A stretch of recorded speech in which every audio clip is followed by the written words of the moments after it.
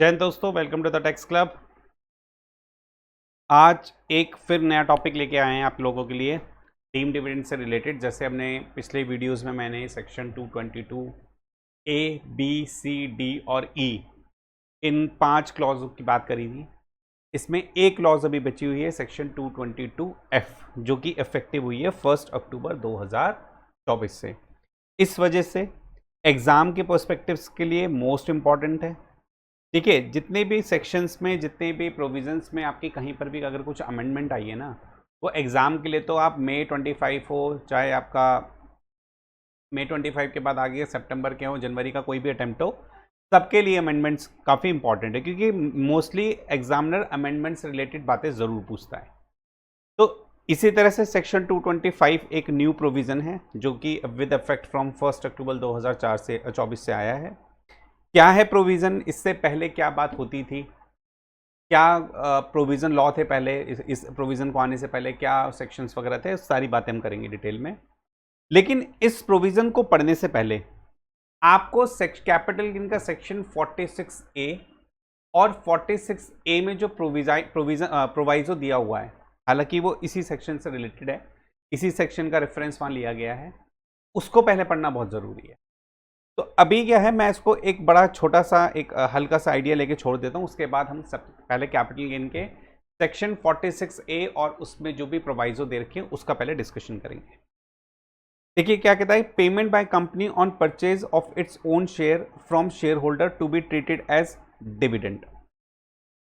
देखिए, अगर कंपनी अपने शेयर्स खरीदती है, मतलब बायबैक कर रही है अपने शेयर्स शेयर होल्डर से, तो उस केस में भी डिविडेंड की बात होगी। इतना भी समझ लीजिए, क्या डिटेल डिस्कशन भी बात करेंगे हम। कहते हैं with effect from 1 October 2024 the entire sum paid by domestic company for buyback of shares shall be treated as dividend in the hands of share holder who receive payment from such buyback of shares and shall be charge to income tax as applicable rates. Refer section 115 QA 1034 से 46A। ये मैंने यहाँ पे बातें लिखी हुई हैं। अभी जरा हम इस प्रोविजन को यहीं पर ऐसे छोड़ देते हैं और वापस चलते हैं अपने कैपिटल गेन में, और जरा हम आते हैं अपने कैपिटल गेन चैप्टर के अंदर। देखिए, सेक्शन 220F में क्या बातें लिखी हुई हैं, अभी उसको दिमाग में नहीं लगाना है। सबसे पहले हम जरा सेक्शन 46A पढ़ते हैं।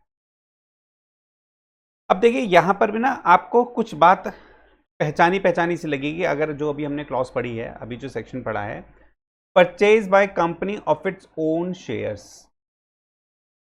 Purchase by company of its own share और other specified security, section 46A। अब इसको ना मैं एक एग्जांपल लेता हूं और उस एग्जांपल के बेस पे सारे प्रोविजन समझने की कोशिश करते हैं। सेक्शन 46A भी समझेंगे, सेक्शन 115 QA भी समझेंगे, सेक्शन 1034A भी समझेंगे और सेक्शन 222F भी समझेंगे। इस क्वेश्चन लेते हैं, एक प्रोविजन एक एग्जांपल लेता हूं, उसके बाद आपको सारी चीजें क्लियर हो जाएंगी। बैकग्राउंड अगर इसका ऐसा रखा जाए या ये,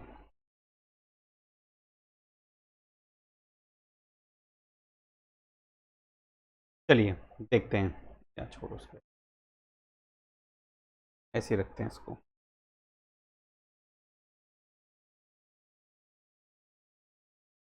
एक कंपनी है आर लिमिटेड। अच्छा, अभी ना यहाँ पर प्राइवेट, पब्लिक, लिस्टेड, अनलिस्टेड कुछ नहीं है, सिंपल एक कंपनी की बात करें। वहाँ पर भी प्रोविजन में भी सेक्शन 46 में एक कंपनी की बात लिखी हुई है, कुछ नहीं मेंशन है, प्राइवेट पब्लिक सब पे एप्लीकेबल हो गया। इसका मतलब ये हुआ, अगर हम हल्का सा आइडिया लें सेक्शन 46A का, छोटा सा आइडिया लें, कहता है कि वेयर अ शेयर होल्डर और holder of other specified security receive any consideration from any company, from any company. तो यहाँ पर इसका मतलब हम यहाँ पे आर लिमिटेड ले सकते हैं, कोई दिक्कत नहीं है। आर लिमिटेड ने मिस्टर आर को कुछ शेयर इशू करे,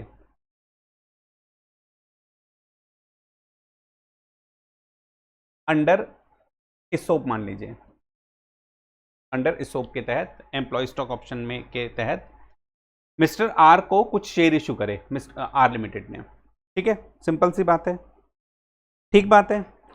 जिस टाइम ये शेयर इशू करा गया था, इस शेयर की जो मार्केट प्राइस थी वो थी 250, लेकिन मिस्टर आर को जो शेयर इशू करे गए थे वो मात्र 100 रुपए में दे दिए गए।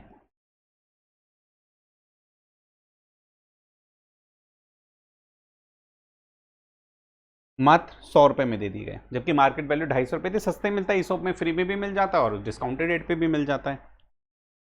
तो इस तरह से आर लिमिटेड ने मिस्टर आर को कुछ शेयर इशू करे अंडर ईसोप के तहत, जबकि आर को 100 रुपए का पड़ा था शेयर और इसकी मार्केट वैल्यू 250 रुपए थी। ठीक बात है। मान लीजिए ट्रांजेक्शन हुई 1 अप्रैल 2025 को, 6 महीने बाद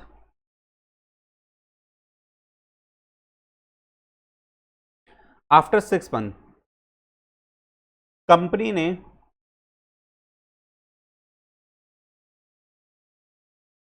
आर लिमिटेड ने शेयर्स को परचेज कर लिया। किससे? मिस्टर आर से। आर लिमिटेड ने जो मिस्टर आर को शेयर इशू करे थे, इन्होंने 6 महीने बाद वो शेयर परचेज कर लिए और जो परचेज प्राइस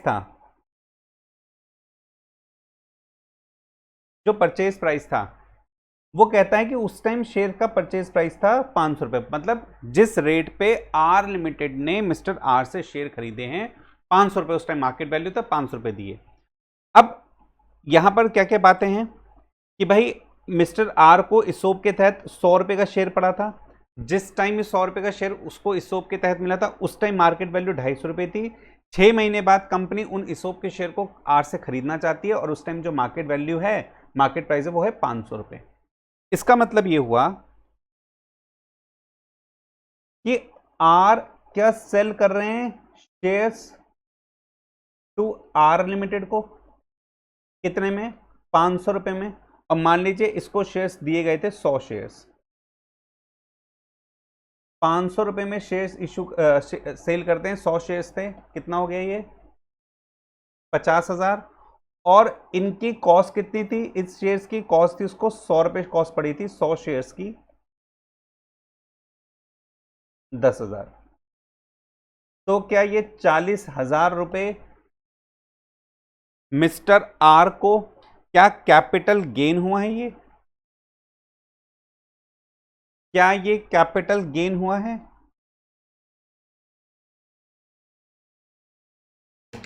भाई बड़ा सिंपल सा मैंने एग्जांपल लिया है, कोई टेक्निकल नहीं है, बड़ा सिंपल सा प्रोविजन एग्जांपल लिया कि आर लिमिटेड थी। आर लिमिटेड ने मिस्टर आर को ईसोप के तहत 100 शेयर्स दिए थे और ये शेयर्स की उस टाइम मार्केट वैल्यू थी 250 रुपए, लेकिन इनको 100 रुपए में मिल गए थे क्योंकि कुछ कंसेशन में ही दिया जाएगा, फ्री में देते हैं, कुछ कंसेशन में दे दिया। 6 महीने बाद कंपनी ने क्या काम करा? वापस से शेयर्स खरीद लिए मिस्टर आर से और उस टाइम जो मार्केट वैल्यू थी 500 रुपए थी, तो 500 के हिसाब से उन्हें पेमेंट कर दी। तो अब आर के हाथ में, अब देखिए आर ने अपने शेयर्स आर लिमिटेड को दे दिए, अपना राइट एक्सटिंग्विश कर दिया, एक तरह से ट्रांसफर हो गया। हमने ट्रांसफर कैपिटल गेन चैप्टर में अपने ट्रांसफर की डेफिनेशन पढ़ी हुई है। एक तरह से ट्रांसफर हो गया। जब ट्रांसफर हुआ तो कैपिटल गेन भी होना चाहिए।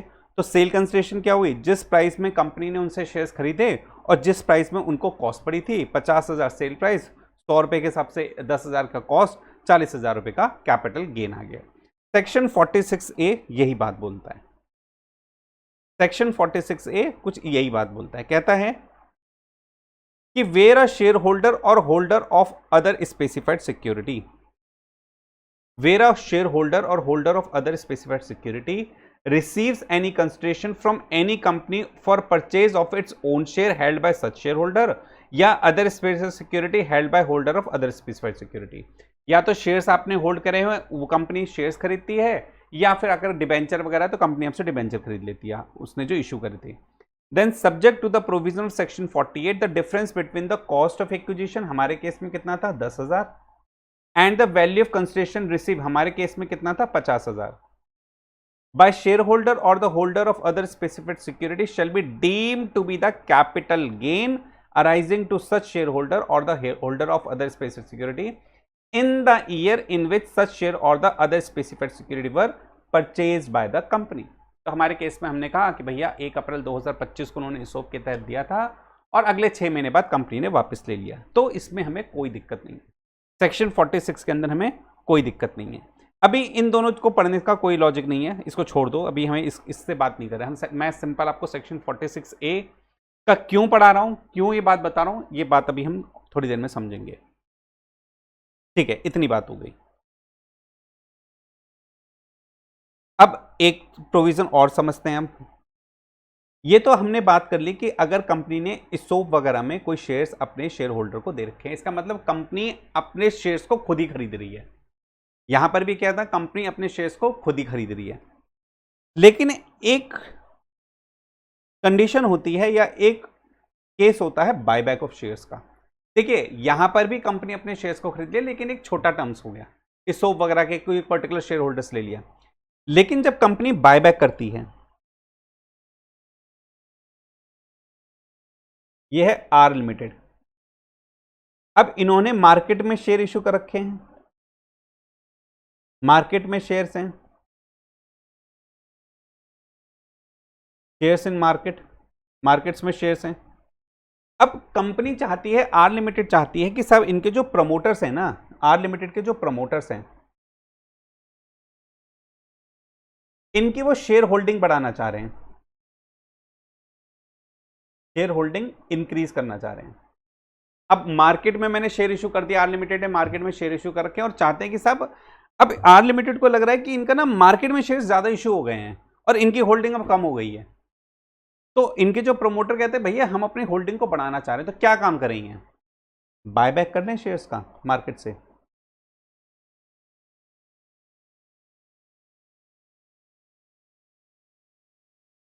इन्होंने, आर लिमिटेड ने मार्केट में जितने शेयर इशू कर रखे हैं, क्या वो उन शेयर्स का बायबैक कर लिया जाए।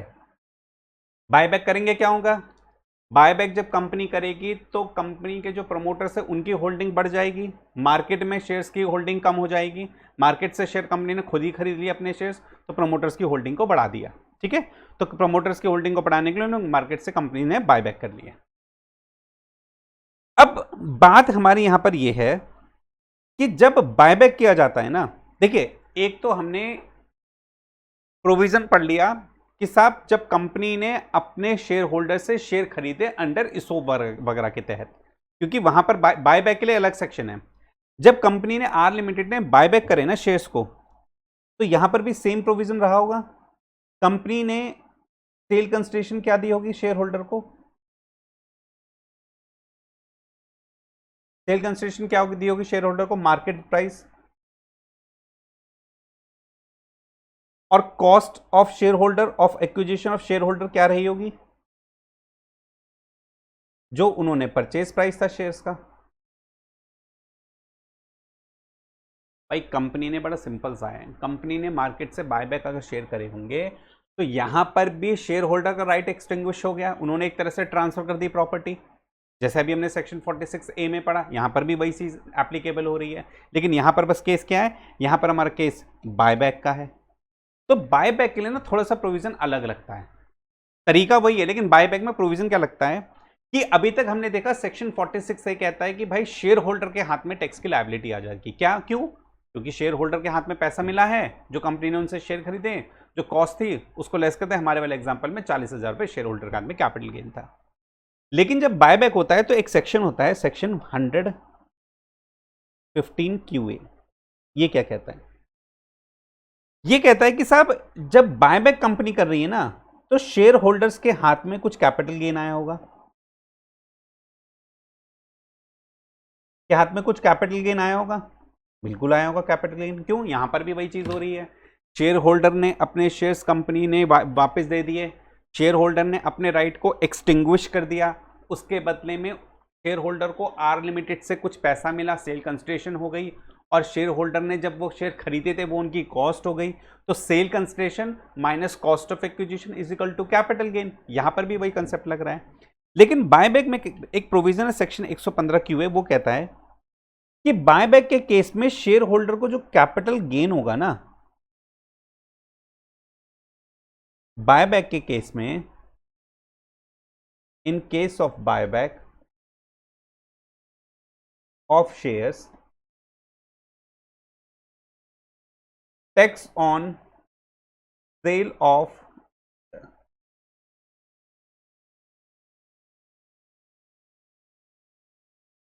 टैक्स ऑन दो शेयर मतलब बायबैक वाले shares, will be paid by company. क्या मतलब हुआ कि बायबैक के केस में जिन शेयर्स को बायबैक करा गया है, आर लिमिटेड ने, हमारे वाले एग्जांपल में आर लिमिटेड ने जो शेयर्स अपने वापस लिए हैं, उस पे जो गेन हो रहा है उस पर टैक्स देने की लायबिलिटी किसकी है? कंपनी की। 115 क्यों कहता है उस पर टैक्स देने की लायबिलिटी कंपनी की। ऐसा क्यों भाई? मान लीजिए आर लिमिटेड के हजारों नंबर के शेयर होल्डर होंगे, लाखों शेयर होल्डर हो सकते हैं। मान लीजिए रिलायंस है, अब रिलायंस के लाखों करोड़ों शेयर होल्डर होंगे। अब रिलायंस के लाखों करोड़ों शेयर होल्डर, और रिलायंस अगर कभी डिसाइड करे कि भाई हमें अपनी 10%, 15%, 20% की शेयर होल्डिंग को बायबैक करना है, हम अपनी शेयर होल्डिंग को बढ़ाना चाहते हैं, तो उस केस में क्या करेगी रिलायंस कंपनी? तो रिलायंस जैसी कंपनी के लाखों करोड़ शेयर होल्डर, अब बायबैक के केस में हर शेयर होल्डर को कैपिटल गेन में प्रॉफिट हो रहा है, तो गवर्नमेंट का फिर यही काम रहेगा, लाखों शेयर होल्डर से रिकवरी करते रहो। या उनके पास एक तरीका यह है कि शेयर होल्डर को छोड़ो, कंपनी से ही टैक्स वसूल कर लो। शेयर होल्डर को छोड़ो, क्योंकि लाखों करोड़ों शेयर होल्डर, इतने शेयर होल्डर पे कहां ट्रैक करेंगे? कंपनी से टैक्स वसूल कर लो। तो सेक्शन 115A के अंदर टैक्स जो है कंपनी पे लगता था। क्या टैक्स का रेट था? 20% प्लस 12% का सरचार्ज प्लस 4% एजुकेशन सेस, तो करीब 23.296% के आसपास टैक्स कंपनी पे लगता था। अब देखिए 20% क्यों था? कि कैपिटल गेन 20% था, तो कंपनी पे भी उसी हिसाब से 20% टैक्स लगाया जाता था। तो ये हम बात कर रहे हैं 30 सितंबर 2024 तक की। 30 सितंबर 2024 तक को यही प्रोविजन थे। अच्छा, अब उस बायबैक होने के केस में जब कंपनी ने 115Q में टैक्स दे दिया, तो क्या फिर शेयर होल्डर को, लेकिन इनकम तो शेयर होल्डर पे दोबारा लगेगा टैक्स? नहीं, शेयर होल्डर पे दोबारा क्यों लगेगा? तो इसलिए एक सेक्शन हुआ करता था, सेक्शन 1034A। ये कहता था कि साहब अगर कंपनी ने 115QA में dividend pay tax, sorry buyback पे टैक्स दे दिए है शेयर होल्डर के बिहाफ पे, तो शेयर होल्डर के हाथ में वो इनकम एग्जेम्प्ट होगी, जो कि बायबैक के केस में होता है उस पर इनकम। भाई एक ही जगह तो टैक्स लगेगा, या तो कंपनी दे दे 115QA में या शेयर होल्डर दे दे। जब कंपनी पे 115Q में हमने टैक्स लगा दिया तो शेयर होल्डर के हाथ में तो एग्जेम्प्ट होना चाहिए ना, तो वो इनकम फिर सेक्शन 1034A के अंदर शेयर होल्डर के हाथ में ऐसी बायबैक की इनकम एग्जेम्प्ट होती थी। ये प्रोविजन थे 30/9/2024 तक। ठीक है, ये प्रोविजन थे 30 सितंबर 2009 तक के। अमेंडमेंट आई फाइनेंस एक्ट 2024 में। सीता माता ने क्या बोला? हमारी FM minister, finance minister Sita माता ने बोला कि भैया 1 अक्टूबर 2024 से 115QA and section 1034A applicable ही नहीं रहेंगे। 1 अक्टूबर 2024 से सेक्शन 115QA, जिस पर कंपनी बायबैक के केस में टैक्स भरती थी शेयर होल्डर के बिहाफ पे, और वो इनकम शेयर होल्डर के हैंड में एग्जेम्प्ट होती थी, ये दोनों प्रोविजन एप्लीकेबल ही नहीं रहेंगे 1 अक्टूबर 2024 से। अब जरा ध्यान से समझो, अगर 115QA एप्लीकेबल ही नहीं रहेगा तो इसका मतलब क्या कंपनी फिर टैक्स पे करेगी? ऑन बायबैक ऑफ शेयर्स पे? बायबैक ऑफ शेयर्स पे नहीं, प्रोविजन ही एप्लीकेबल नहीं है। 1034 एप्लीकेबल नहीं, शेयर होल्डर के हाथ में फिर इनकम भी एग्जाम नहीं रहेगी। तो कुछ आइडिया लग रहा है इसका मतलब क्या हुआ? गवर्नमेंट क्या करना चाह रही है कि गवर्नमेंट चाह रही है कि अब जो बायबैक पे जो इनकम होती थी ना, उस पर टैक्स शेयर होल्डर ही दें। बायबैक में जो शेयर होल्डर के हाथ में इनकम होती थी, पहले कंपनी देती थी 115Q में, अब गवर्नमेंट कह रही है कि उस पर टैक्स शेयर होल्डर ही दें। अब जब शेयर होल्डर ही दें तो इससे रिलेटेड ही तो अमेंडमेंट आई है। अब जरा हम देखते हैं सेक्शन 46A का प्रोवाइजो, जो कि आया है inserted from 1 October 2024। Consideration price of buyback of share deem to be treated as nil. क्या बोल रहा है अभी समझेंगे, सब पढ़ेंगे। सॉरी, इसको पहले पढ़ो ऊपर वाले को। Computation of capital loss in case of buyback of share इसको भी छोड़ दो। अभी हम जरा सेक्शन 222F को दोबारा देख लेते हैं, जो हमारा डीम डिविडेंड के प्रोविजन की बात हो रही थी। With affect from 1 October 2024, entire sum paid by domestic company, entire sum paid by domestic company, चाहे पब्लिक हो चाहे प्राइवेट हो, जो लिस्टेड लिस्टेड कोई मतलब नहीं, domestic company, for buy back of shares shall be treated as dividend in the hands of shareholder who receive payment from such buyback of shares and shall be charged to income tax at applicable rates। क्या मतलब हुआ कि भैया अब जो buyback पे होने वाला कैपिटल गेन, सॉरी जो इनकम होगी ना, जो बायबैक पे पहले इनकम होती थी, कैपिटल गेन वाली इनकम जो होती थी, पहले 115 क्यूएम में कंपनी टैक्स दे देती थी। अब कहता है कि वो टैक्स किस पे एप्लीकेबल हो गया, शेयर होल्डर पे एप्लीकेबल हो गया एज अ डीम डिविडेंड। लेकिन एज अ डीम डिविडेंड जो एप्लीकेबल हुआ है ना, इसमें भी थोड़ी बात है। हमारे वाले एग्जांपल में ही अब जरा हम आए, हम जो अपने एग्जांपल ये कर रहे हैं, ऊपर वाला जो एग्जांपल था ये 115, हमने जो 50,000 प्लस 10,000 माइनस 40,000 निकाला था, माइनस 40,000 कैपिटल गेन निकाला था। अब इस वाले केस में ये पहले कंपनी टैक्स पे कर रही थी 115 क्यू में, ये प्रोविजन खत्म हो गया। अब इसमें प्रोविजन क्या है, प्रोविजन ये आया है कि ऐसे बायबैक केस में शेयर होल्डर को जो पैसा मिल रहा है ना, जो पूरा अमाउंट मिल रहा है, जो कंप्लीट पेमेंट मिल रही है, हमारे वाले केस में कितनी कंप्लीट पेमेंट मिल रही थी, 50,000 की। 50,000 भाई शेयर आर लिमिटेड ने जो अपने शेयर्स बायबैक करे थे उसका उन्होंने 500 रुपए के हिसाब से 100 शेयर्स का 50,000 दे दिया था। तो सेक्शन 222E कहता है, तो सॉरी F कहता है, ये पूरा का पूरा अमाउंट टैक्सेबल होगा in hand of share holder as deemed dividend under section 222, under section 222F, under section 222F। मतलब अभी कायदे से तो ये लेस होना चाहिए था, जो कॉस्ट थी वो लेस होनी चाहिए थी, इसमें कहा कि नहीं साहब अभी थोड़ा सुनो, प्रोविजन अभी और भी बाकी बचा है। कंपनी से बायबैक के केस में मिलने वाला सारा पैसा, मिलने वाला कोई भी पैसा विदाउट डिडक्टिंग एनीथिंग, मतलब कॉस्ट अभी लेस नहीं करती उस कंसिडरेशन में से, जो भी कंपनी से बायबैक के केस में शेयर होल्डर को पैसा मिल रहा है वो शेयर होल्डर के हाथ में एज डीम डिविडेंड टैक्सेबल होगा सेक्शन 222F के अंतर्गत। सेक्शन 222F के अंतर्गत वो शेयर होल्डर के हाथ में टैक्सेबल होगा। अब क्वेश्चन ये आता है कि भैया एक बात बताइए आप मुझे, देखिए यहां पे भी लिखा है as per section 222F inserted with effect from 1 October 2024, entire sum paid by the domestic company for purchase of its own share shall be treated as deemed dividend in the hand of shareholder who receive payment from such buyback of shares and shall be charged to income tax rate as applicable। अब question यही आता है कि साहब 10,000 की तो मेरी cost भी थी, भाई मैंने शेयर्स को 10,000 में खरीदा था, मेरे 50,000 में कंपनी ने खरीद लिया तो मुझे 40,000 का कैपिटल गेन हो गया। लेकिन सेक्शन 222F कहता है कि भैया कॉस्ट लेस मत करो, जितना पैसा कंपनी ने आपको दे दिया, हमारे वाले एग्जांपल में 50,000 रुपए, वो को सारा का सारा 222F डीम डिविडेंड मान के टैक्सेबल हो जाना चाहिए। ये तो बड़ी नाइंसाफी है, कॉस्ट क्यों नहीं लेस करनी थी हमें, अल्टीमेटली तो 40,000 का ही गेन था, आपने तो कह दिया कि 222F में सारा पैसा जो है डीम डिविडेंड मान लो, तो 10,000 की कॉस्ट का क्या करें, इसके लिए आगे बात बोली गई, the cost of acquisition of such share shall not be allowed as deduction from such dividend. देखिए मैंने ये बात बोली ना, 10,000 लेस नहीं करेंगे, however the same will be treated as capital loss and for this purpose the following proviso has been inserted under section 46A। जो आपका 10,000 का हमारे वाले एग्जांपल में, देखिए मैं बार बार एग्जांपल की बात इसलिए कर रहा हूं क्योंकि उस एग्जांपल के बेस पे ही हमारे सारे प्रोविजन लिंक्ड है, इसलिए हम अपने वाले एग्जांपल की बात कर रहे हैं।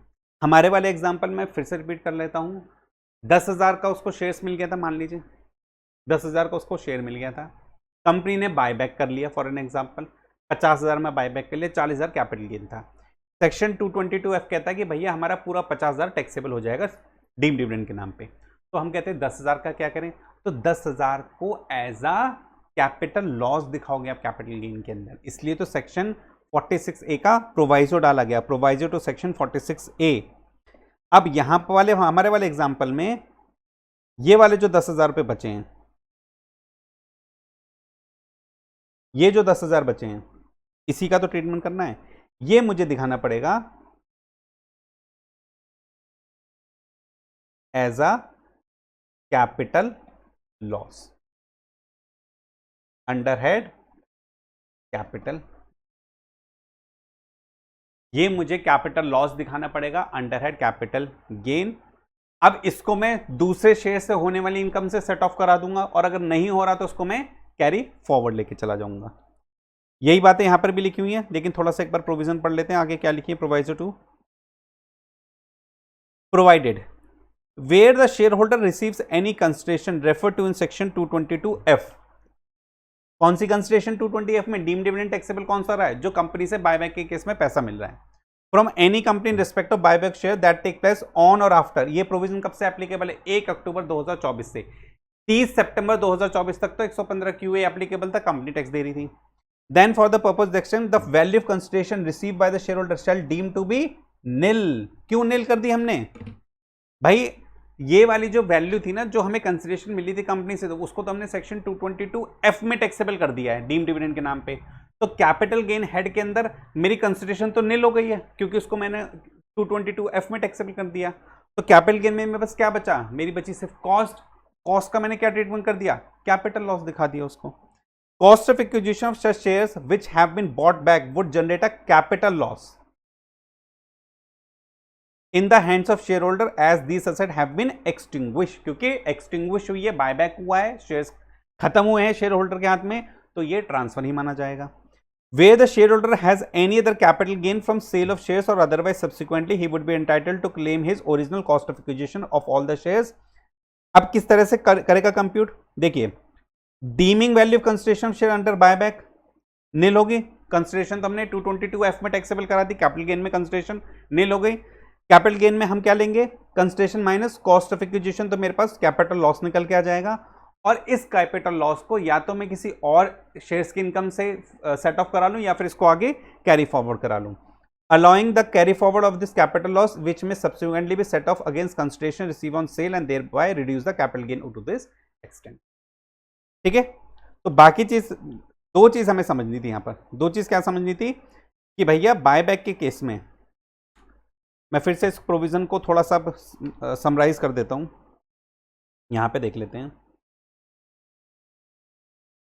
एक टेबल बना लेते हैं। Before 1/10/2024 on or after 1/10/2024। Before 1/10/2024 इस वाले केस में जब बायबैक करते थे शेयर, सेक्शन 115 QA लगता था जिसमें कंपनी टैक्स देती थी, और एक सेक्शन लगता था सेक्शन 1034A जिसमें शेयर होल्डर के हाथ में ये इनकम एग्जेम्प्ट होती थी, कंपनी उस पर टैक्स दे देती थी 23.296%, और शेयर होल्डर के हाथ में इनकम एग्जेम्प्ट होती थी।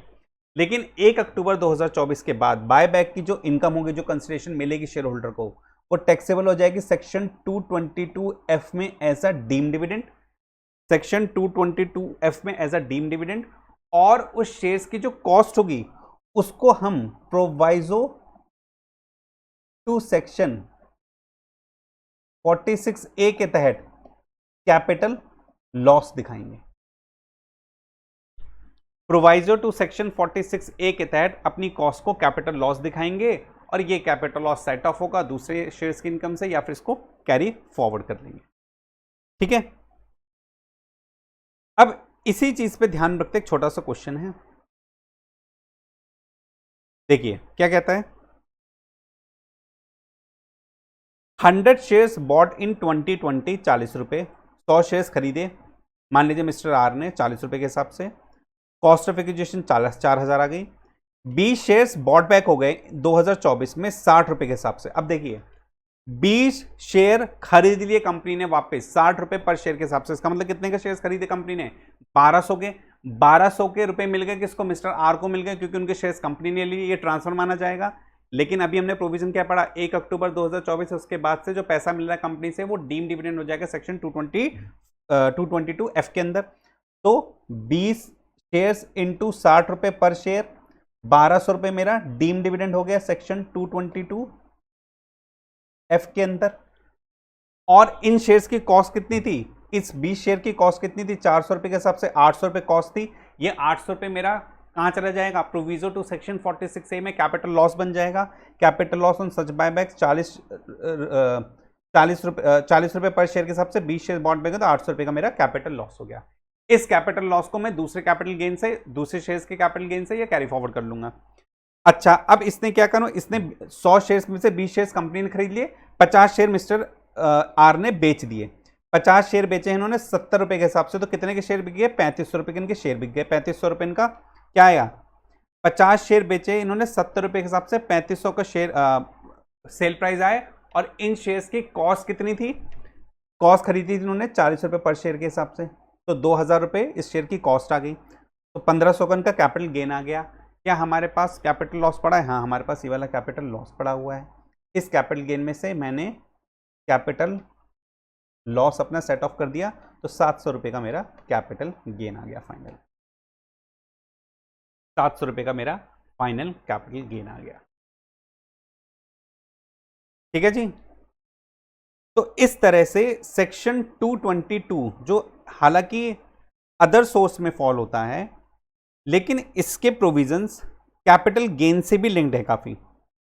तो जब भी आपको सेक्शन 222F रिवाइज करना होगा या पढ़ना होगा, ध्यान रखना होगा, तो आपको सेक्शन 115 QA का भी आईडी लेना चाहिए, सेक्शन 1034A भी देखना चाहिए, सेक्शन 46A देखना चाहिए, और इसी के साथ जो प्रोवाइजो आया है to section 46A with effect from 1 October 2024 से, इसका भी आपको स्टडी करना पड़ेगा, तब जाके आपका सेक्शन 222F कंप्लीट होता है। ठीक है, तो इस तरह से इसकी पूरी लिंक था, ये प्रोविजन कैपिटल गेन के साथ, और यहीं पर आपका डीम डिविडेंड के कॉन्सेप्ट होते हैं कंप्लीट। कोई डाउट हो, कोई क्वेरी हो, प्लीज कमेंट बॉक्स में आप मुझे कमेंट करना, मैं आपके डाउट क्वेरी क्लियर करने की पूरी कोशिश करूंगा। तब तक के लिए थैंक यू, बाय बाय।